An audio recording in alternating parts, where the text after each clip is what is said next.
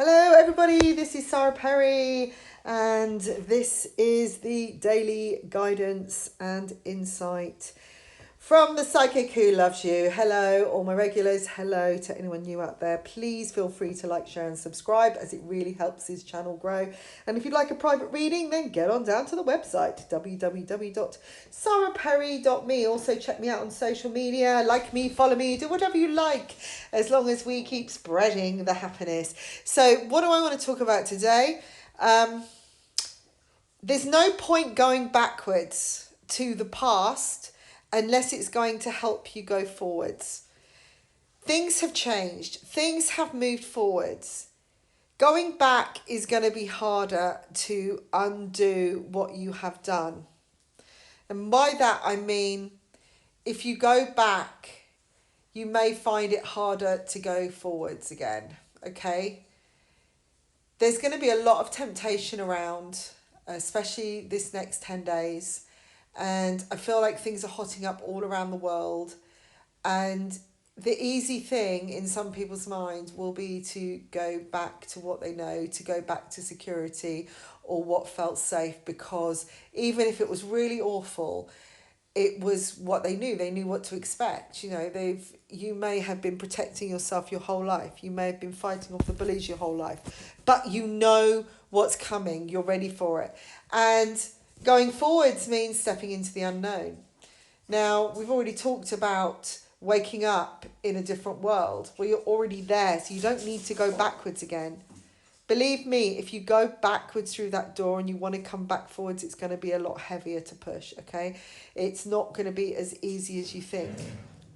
This message will be really relevant for those of you who have recently broken up with somebody and been really euphoric about it and being excited, telling the whole world, feeling empowered, and then a few days in, feeling lonely, feeling a bit lost. It's like, well, nothing's happened. I did what I was meant to be. I listened to my soul. I did what was going to make me happy. But so far, I'm just feeling lonely again. It's because it's still different, okay? It's just getting used to a new pair of shoes. When you put a new pair of trainers on, often your heels start rubbing for a little while. You've got to wear it in a little bit. So just go with it. Still stay in your flow. And when the going gets tough and you hit these challenges, know that this is actually the moment of breakthrough.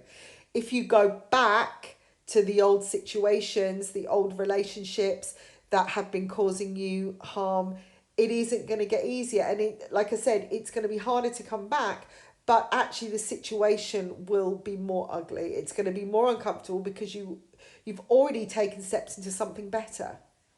So it's really important right now to remember that, there's a process. We can make change spiritually, but our physical selves take a little bit longer to get in on the act. It takes a second to make a decision, to make a choice. But then we have to sit with that. And this is a time of sitting with us, getting to know this new environment.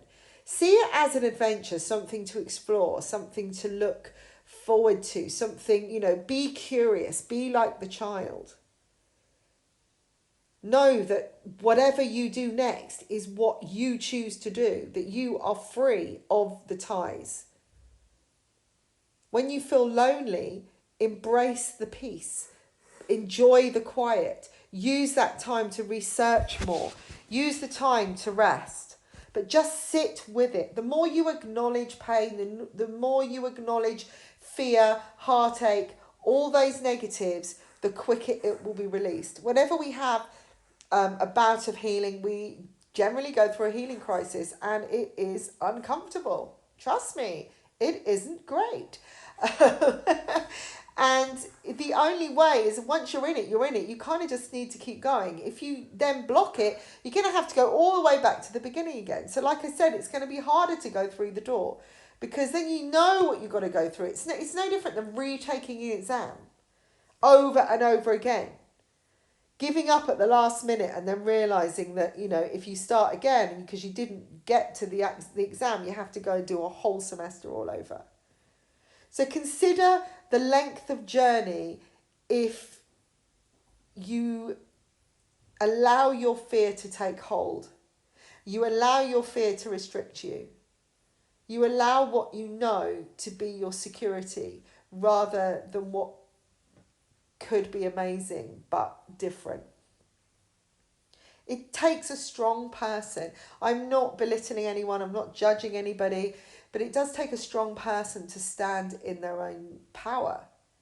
And if you can do that even for 1 minute, 1 second, then you have power because you made the transition in the first place. You walked through the door, you stepped into something different. How many people can say, how many people can say that they've done that? Just be aware of how much it takes to stand out in a crowd. And if you do it, like I said, for 1 second and you get noticed for doing that, then that is power. That's recognition in itself.